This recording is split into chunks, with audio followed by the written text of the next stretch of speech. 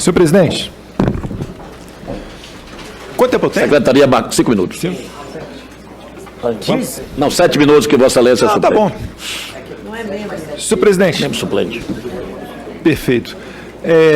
Se nós fizermos uma análise macro, senhor presidente, a gente vai ver aqui, por exemplo, a esquerda ela domina as universidades. Nós vimos aí a quantidade de pessoas que foram agredidas só por estar com a camisa do Bolsonaro ano passado, um deles na Universidade Federal do Ceará. Teve o caso do ANB, do garoto que só estava com a bandeira da monarquia, literalmente caiu na porrada na universidade, né, o pessoal do Paz e Amor. Os jornais, a maioria deles, esmagadora, né, digo aqui, dos grandes jornais, são críticos, para ser eufemista, com o governo Bolsonaro, também tem o viés de esquerda. O cinema nem se fala, o cinema, o PT, via Lei Rouanet, comprou todos os artistas.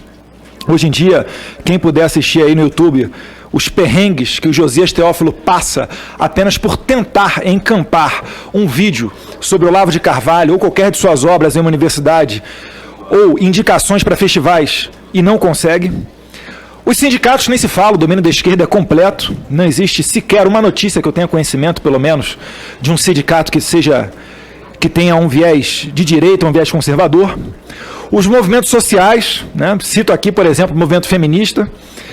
A gente lembra que os protestos, inclusive com uma mulher defecando numa foto do Jair Bolsonaro em praça pública, uma professora, lamentavelmente, do meu estado de São Paulo, fazendo esse tipo de ação, enquanto que quando Lula fala, as mulheres de grelo duro, nenhuma feminista fala nada, o movimento negro também, inclusive.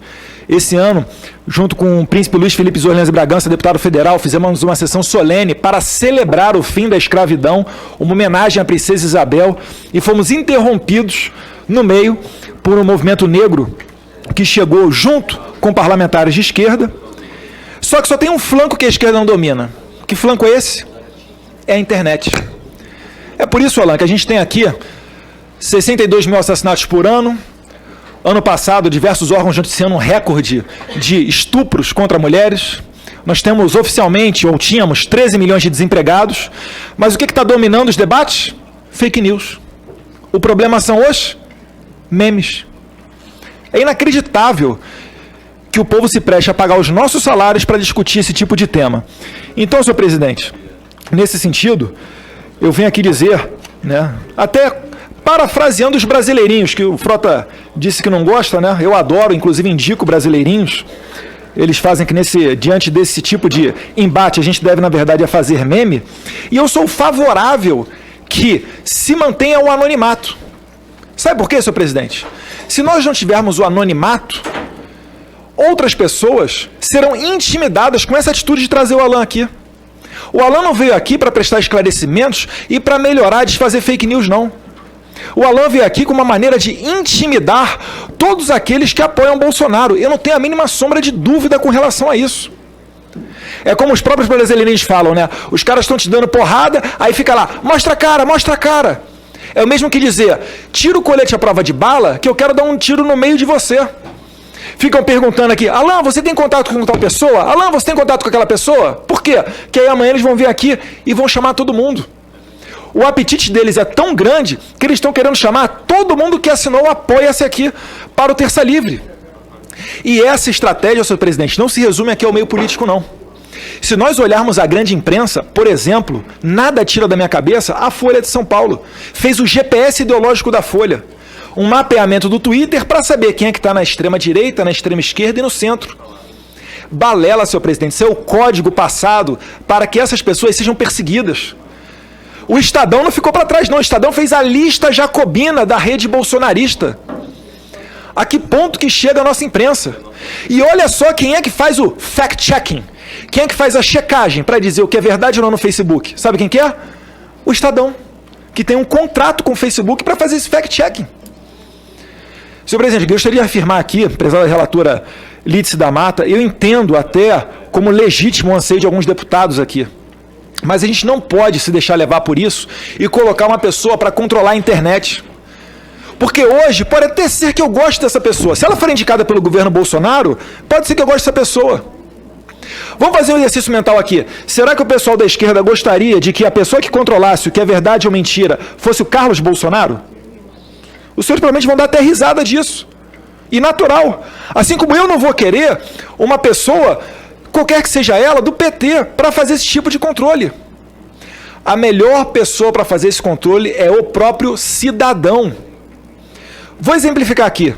Muito se falou aqui da questão da fake news da suástica, né? Que inicialmente a notícia era: pessoas que apoiam Bolsonaro pegaram com uma faca, seguraram uma pessoa que era contra o Bolsonaro e desenharam uma suástica nazista no corpo dessa pessoa.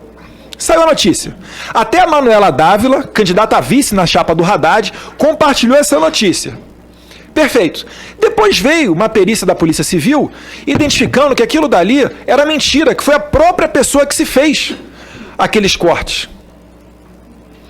Eu não quero que a Manuela Dávila perca a liberdade dela para falar esse tipo de baboseira. Agora, tem que ser permitido que o Terça Livre, por exemplo, venha e coloque isso em público, porque a depender da Folha, do Estadão e do Globo, não vai mostrar. Consegue perceber como é que não pode sequer haver um contra? A gente está falando da Globo, da Folha, do Estadão contra o Terça Livre. Não pode haver um contra. E vale aqui a pena sempre fazer um parênteses que eu sempre abro, nunca generalizar. Existem bons jornalistas dentro do Estadão, dentro da Globo News. Eu nunca generalizo. Seguindo aqui adiante, linchamento. Alguém falou, acho que foi até o Marco Feliciano, quem quiser entrar na vida pública tem que ter o couro duro, porque é difícil aguentar mesmo. O Feliciano citou o caso da Comissão de Direitos Humanos. Eu lembro do vídeo do avião, o pessoal dando tapa na cabeça dele, outras cuspindo. Eu lembro, porque eu acompanhava a vida dele, os problemas que as filhas deles tiveram dentro das universidades. Isso daí é tratado até com certa normalidade. O problema é o Alan, o problema é a fake news. Mais recentemente, né, a Isto É fez uma matéria dizendo que eu paguei a minha lua de mel com fundo partidário. E soltam isso. Eu quero colocar alguém para censurar Isto É? Não, mas eu quero ter o direito de falar que isso daí é uma reportagem lixo. Que isso daí é um vagabundo que está se acobertando atrás do sigilo da fonte para poder soltar esse tipo de coisa. No mesmo momento que eu fiz, printei a tela do meu celular, do Internet Bank do Banco do Brasil e botei as faturas do meu cartão de crédito. Paguei em 9 parcelas ainda o bendito voo. Ainda faltam 2 parcelas para terminar o voo da lua de mel. E para além disso, senhor presidente, não vou demorar não. Revista Época. Uma pessoa, dito jornalista, se passou por alguém precisando de auxílio, de ajuda, contratou os serviços da minha esposa, que é psicóloga e coach, fez 5 sessões. No final, falou para ela: olha, eu sou jornalista, você quer falar alguma coisa? Que eu vou publicar amanhã todas as conversas que nós tivemos. Isso é jornalismo, senhor presidente? Eu nunca vi o Terça Livre fazer isso. Nunca. Talvez tenha se equivocado em alguma matéria. Como qualquer um de nós aqui já pode ter feito. Ou provavelmente fez sem querer. Não são eles que estão sentados aqui nessa posição como se fosse banco dos réus. Então é esse o esclarecimento que nós temos que ter. E a melhor pessoa para saber o que é certo e o que é errado é o próprio leitor. Por exemplo, Carta Capital, Brasil 247, eu nem leio direito. Porque eu sei que ali é um viés de esquerda profundo. O problema é a Globo, é o Estadão, é a Folha, que não se diz nem de direita nem de esquerda e fica soltando esse tipo de coisa para dar porrada no governo Bolsonaro com áreas de isenção. Mas tem todo o direito deles. Não cabe a nós aqui fazer uma lei para censurar. Então eu pergunto aqui ao senhor Alan, diante desse cenário, se o senhor se sente perseguido por demonstrar o seu pensamento e as ideias em que acredita. Segunda pergunta, o senhor já foi vítima de fake news por parte dos militantes de esquerda que discordam da sua opinião? E para finalizar, agradecendo, senhor presidente, a benevolência de vossa excelência. O senhor tem conhecimento de financiamento realizado pela SECOM com alguns blogs à época do governo Dilma e Lula? Havia influência no debate público à democracia?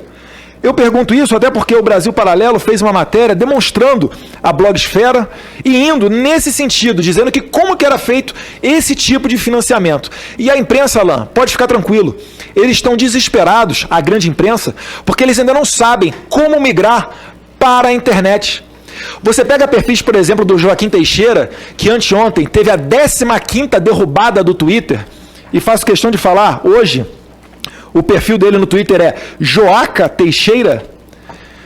Você olha, um Reinaldo de Azevedo, o cara tem nem uma dezena de retweets ou de curtidas, depois de 1 hora de postado que ele quiser. Você vai no Joaquim Teixeira, é um show.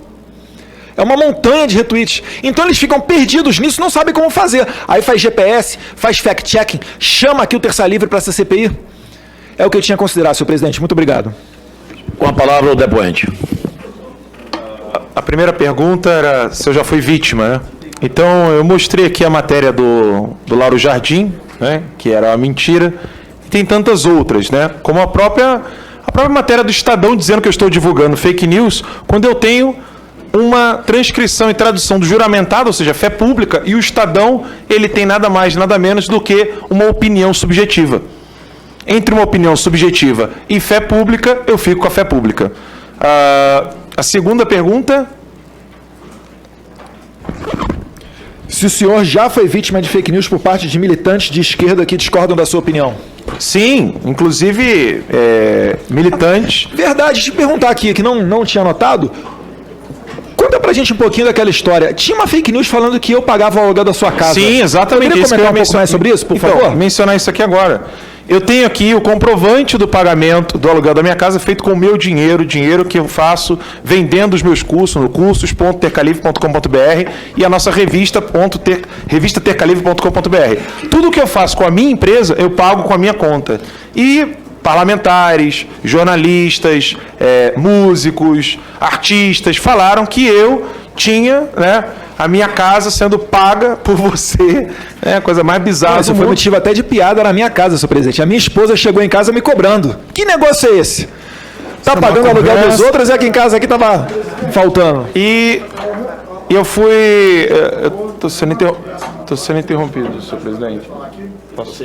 Tá bom, obrigado. Então eu fui vítima dessas mentiras, né?